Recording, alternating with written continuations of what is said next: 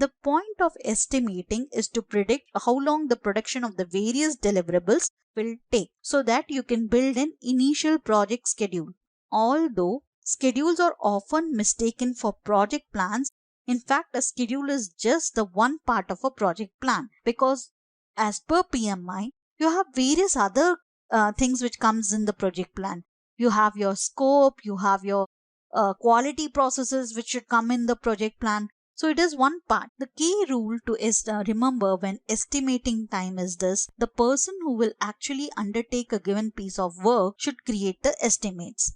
Again, this situation and circumstances is all dependent on which project you are being given or which project you are going to handle. It can happen that when you are being handling a new development, you have to build a team. At those time, on those time, you don't have a resource, you don't have team. Then how you will go about it? In those cases, I have handled in such a way that I go to the client, I tell them that this is high level estimates, but when the team comes, we'll analyze the requirements further and then we can give a detailed estimate which could be revisited. So this one clause should be there in the contract, because what happens in, especially in software project, there is this whole time crunch, this pressure on the team, then the team gets demotivated, and all this happen because the estimation is done on a very high level when the project bidding happens, and at that time you are being given a team, and those at that stage they do a technical feasibility study. The technical architects, some companies the process is differ from client to client, and due to competition the project has been, your sales team get the project and then they are just given to the project manager for their execution. In such cases, I have handled such projects wherein I go to the client and then I request for re-estimations and I request a process to be fair. It will be a win-win situation for both client and us as a vendor team. In IT scenario, actual execution stage, the team can't work on the previous estimates which were made with a very high level when you are making a proposal. But when it comes to the actual execution case, there could be n number of change of requirement from the customer. So those things has to be in the estimation so that your project billing also increases. It is justified.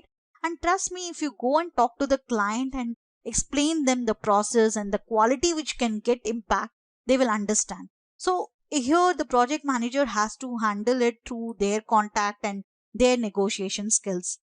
So it is as simple as that.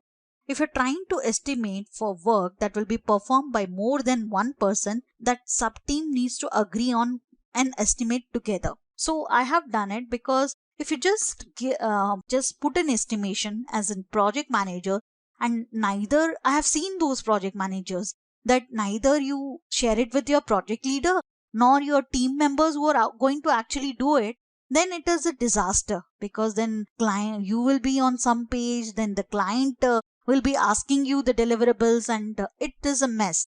But you have to come to an estimation. It is a work which has been done by the team of yours and they should agree with it. Yeah, sometimes at the end we are dealing with people. It can happen that some team members, they won't agree with any estimates, they will come up with new solution. That's not that, but usually it is better to have a team meetings for such things if your team members are really mature to handle it and you have that rapport with the team. So ideally you're already having involved your team in the breaking down of the work into logical chunks and in working out the dependency. But even if you have got it alone on those part of the process, it's absolutely essential to involve them in the estimating process. Trust me, this is how any expert project manager does do it. I have always seen that those project managers who have disconnected the team in the process of estimation, yeah, sometimes project could succeed on some deliverables, but ultimately it is going to fail because you have committed the dates on your own assumptions. But at that end, it's very important to get the team involved in from the initial stage. Trust me, I have done it, because I have done it and I have been successful to achieve having project success with challenging projects with this kind of mechanism, wherein the estimation, Because mostly in a complex project, the organization will give you a good team, because at the end it is they face, if you deliver them, then there will be more billing will be coming from the customer. So if it is not, then you have to ask for the resources. That is again a resource management part of yours. But when we're talking about the estimation, it's very important that you lay out, whether you are laying out the estimation, whether your project leader is making that estimation, or your team leaders are making that estimation. Again, I'm talking about the large projects handling. Then in such cases, it is important to have, it is better to spend more time and ask the customer that time that you will discuss with your team internally.